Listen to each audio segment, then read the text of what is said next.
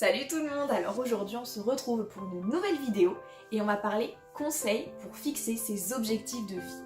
Alors du coup dans un premier temps on va voir les conseils, je vais vous donner des petits tips pour bien réaliser ça et pour essayer de bien trouver comment fixer ses objectifs de vie. Et dans un second temps, on va voir comment est-ce que moi j'ai fait pour appliquer les méthodes que je vais vous donner et ensuite qu'est-ce que j'ai envie de faire. Voilà, on se retrouve tout de suite. Alors du coup, dans un premier temps, je pense que le plus important quand on veut fixer ses objectifs de vie, donc que ce soit personnel ou professionnel, moi je vais plus me baser sur le personnel parce que le professionnel, on nous en parle souvent en cours, depuis qu'on est au collège, on nous parle de qu'est-ce qu'on veut faire plus tard, professionnellement parlant.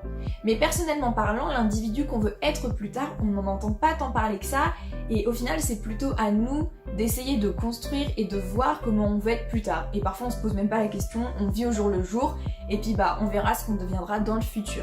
Alors je dis pas qu'il faut tout planifier parce que c'est impossible de tout planifier, mais il y a des choses qu'on peut mettre en place pour être plus motivé à vivre, avoir une certaine motivation, un certain but, et mettre en place des techniques et des façons d'y accéder et d'arriver à faire ce qu'on a envie de faire.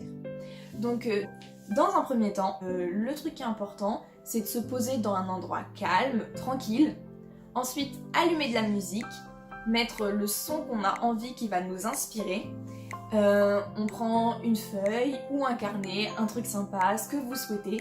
On se pose tranquille, on réfléchit et on se dit qu'est-ce que j'ai envie de faire dans ma vie. Donc on peut avoir plein d'inspiration et surtout, il ne faut pas se censurer, ne pas se dire ouais mais ça c'est impossible, non ça je vais pas pouvoir le faire, ça c'est irréalisable. Non, d'abord, pas de censure avec nous-mêmes. On se pose et on écrit juste ce qu'on a envie de faire et ce qu'on aimerait vivre dans notre vie. Donc je pense que ça c'est vraiment le plus important. Pas de censure avec nous-mêmes. Qu'est-ce que j'ai envie de faire moi en tant que personne? La question de est-ce que c'est réalisable, ça c'est après. Comment est-ce que je vais pouvoir faire pour mettre en œuvre et pour y arriver? Ça c'est juste après. D'abord, on se pose, on a notre musique, on réfléchit et on met sur papier ce qu'on a envie de faire plus tard et ce qu'on a envie de faire dans notre vie. Après, ce qui est possible de faire, si on est plus visuel, on peut réaliser un mood board. Mais là, ça prend plus de temps. Après, si vous souhaitez, c'est toujours beaucoup plus motivant. Moi, je sais que j'ai une mémoire visuelle, j'aime bien voir les choses et voir ce que je vais pouvoir accomplir. Donc, je me suis déjà prêtée à l'exercice de fixer mes objectifs, j'ai déjà tout mis sur papier et après j'ai réalisé un mood board pour les choses que j'avais vraiment envie de faire. Les plus importantes, c'est celles qui me tiennent le plus à cœur. Donc vous faites un mood board, donc en gros qu'est-ce que c'est? C'est tout simple, vous allez soit sur internet ou alors vous prenez encore une feuille si vous savez bien dessiner et donc vous cherchez des images, des choses que vous voulez faire, des choses de vos objectifs de vie. Donc moi par exemple, mon premier objectif de vie et la chose que j'ai envie de réaliser, c'est partir en Australie et pouvoir aller visiter ce pays et faire du surf. Donc j'ai réalisé un mood board que je vais vous montrer juste ici en dessous de la vidéo.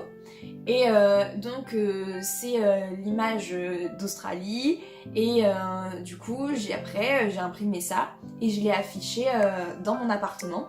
Et comme ça tous les jours je passe devant, je le vois et ça me motive à faire tout pour réaliser ce rêve en fait. Et comme ça tous les jours on l'a en face de nous et ça nous motive encore plus qu'une fois qu'il est écrit sur le papier on l'oublie. Voilà. Donc moi, comme objectif de vie, ce que j'aimerais faire, partir en Europe, dans l'Europe du Nord, et aller faire du chien de traîneau, aller voir des aurores boréales. Donc Norvège ou Suède, je sais pas encore, c'est pas pour le moment au programme, mais c'est quelque chose que j'ai envie de réaliser dans ma vie. Ensuite, j'aimerais bien partir et aller faire du roller à Los Angeles. Alors ouais, je sais, c'est un petit peu la mode, on voit beaucoup ça sur Instagram. Mais bon, écoutez, je suis influençable et c'est une des choses que j'ai envie de faire, donc voilà, pas de jugement. C'est ce que j'ai envie de faire et j'espère que je le réaliserai bientôt. Après, en plus banal, mais quelque chose qui me tient aussi à cœur, j'aimerais bien pouvoir me lancer et faire de la batterie. Jouer cet instrument, c'est vraiment quelque chose que j'ai envie de faire depuis très longtemps. Je me suis pas encore lancée, mais j'aimerais bien pouvoir un jour le faire, donc faudrait pas que je m'y prenne trop tard, mais ce serait cool si je pouvais le faire. Ensuite, il y en a certains que j'ai déjà réalisés, des choses que j'avais envie de faire. Donc du coup, je voulais lancer ma chaîne YouTube. Donc voilà, c'est fait, je me suis lancée il y a pas longtemps. Vous pouvez aller voir ma vidéo précédente. Et ensuite, du coup, je voulais aussi être ambassadrice du magazine Paulette.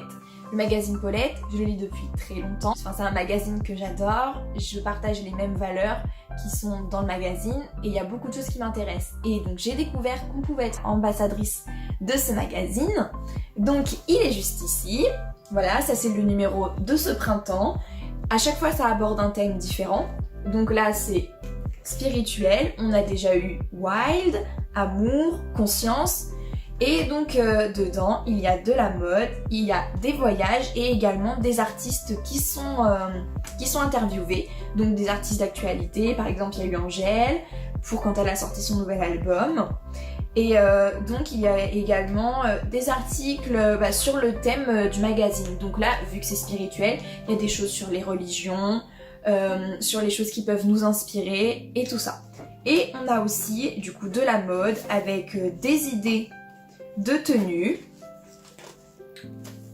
Donc moi je trouve ça hyper sympa, il y a les références, les prix.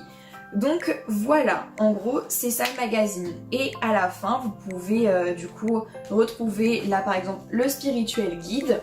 Il y a également des guides sur un pays ou alors sur une ville.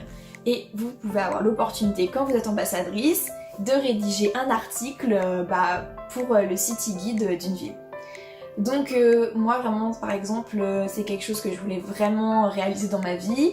J'avais trop envie d'être ambassadrice, je me suis lancée.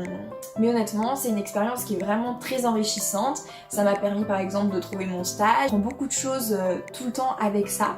Et j'ai l'opportunité de faire des activités que j'aurais jamais pu faire si j'étais pas ambassadrice.